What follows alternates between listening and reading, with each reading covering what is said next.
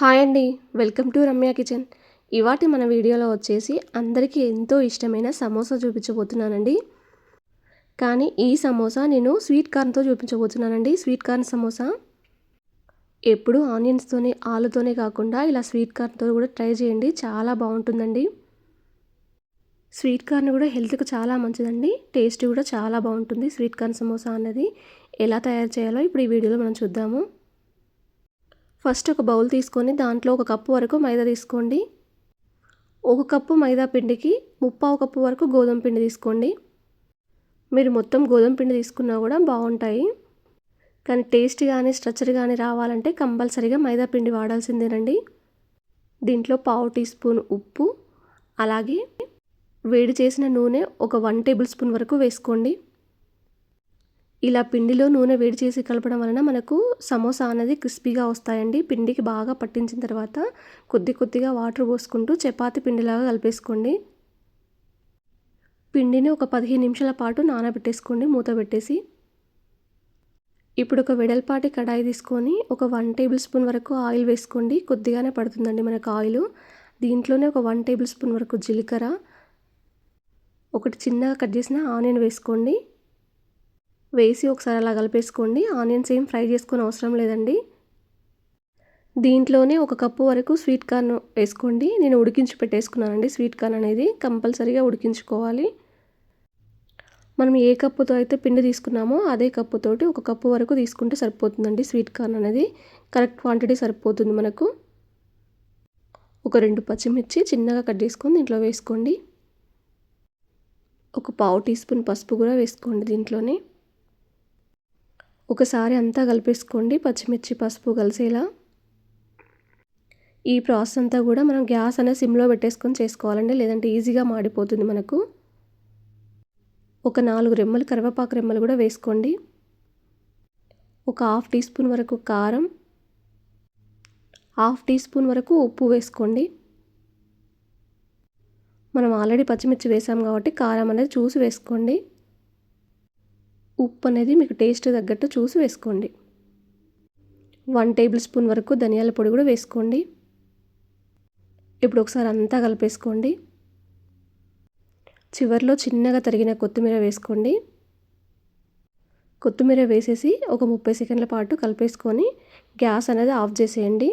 పూర్తిగా చల్లారే వరకు పక్కన పెట్టేసేయండి. ఈలోపు మనకు పిండి అనేది నానిపోయి ఉంటుందండి. మళ్ళీ చేతిలోకి తీసుకొని ఒక 2 నిమిషాల పాటు పిండిని అనేది కలిపేసుకోండి. సాఫ్ట్గా అవుతుంది మనకు. ఇప్పుడు కొద్ది కొద్దిగా పిండి తీసుకొని చేత్తోనే రౌండ్గా అనేసుకొని ఒక బౌల్లో పొడి పిండి పోసుకొని పిండి ముద్దను అలా ముంచేసుకుంటూ చపాతీ కర్రతోటి మెల్లగా రోల్ చేసుకోండి. పల్చగా రోల్ చేసుకోవాలండి బాగా. మీకు ఏమైనా కొంచెం అంటుకున్నట్టుగా ఉంటే పొడిపిండి చల్లుకుంటూ చేసుకోవాలండి. మీరు గోధుమ పిండితో చేస్తే మందంగా వస్తాయండి. మనకు సమోసా స్ట్రక్చర్ అనేది రాదండి.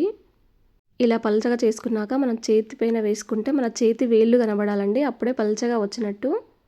ఇలాగే అన్నీ చేసుకొని ఒక ప్లేట్లోకి వేసుకోండి. చపాతీ పెనం మీద వేసి గ్యాస్ అనేది సిమ్లో పెట్టేసుకోండి. చేత్తోనే తిప్పుకుంటూ ఒక 30 సెకండ్ల పాటు కాల్చుకోండి. మరీ ఎక్కువగా కాల్చుకోవద్దండి.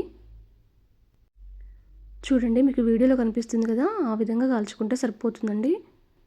మనం ఎక్కువసేపు కాల్చుకున్నామనుకో చపాతీలాగా అయిపోతుంది. అన్ని వైపులా కాల్చుకోవాలండి. చూడండి, మీకు వీడియోలో కనిపిస్తుంది కదా, ఆ విధంగా కాల్చుకోగానే వేరే ప్లేట్లోకి తీసేసుకోండి. ఇలాగే ఒకదాని తర్వాత ఒకటి వేసుకుంటూ అన్నీ కాల్చేసుకోండి.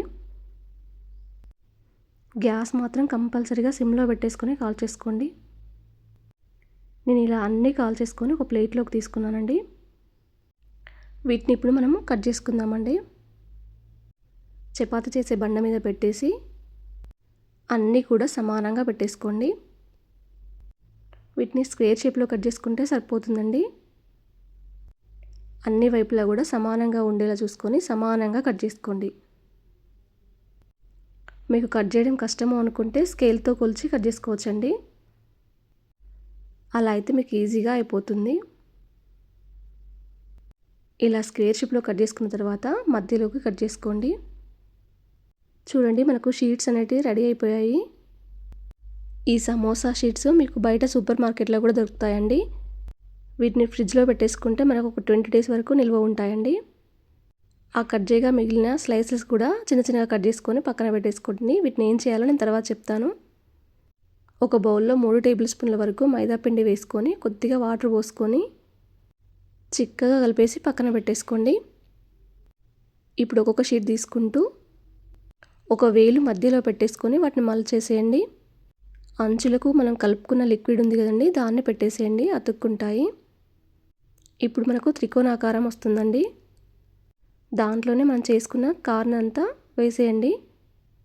మళ్ళీ మనం చేసుకున్న లిక్విడ్ పెట్టేసి క్లోజ్ చేసేయండి. అంతేనండి, సింపుల్గా మనం చేసుకునే స్వీట్ కార్న్ చిట్టి సమోసా తయారైపోయిందండి. మరొక వీడియో చూపిస్తున్నాను చూడండి.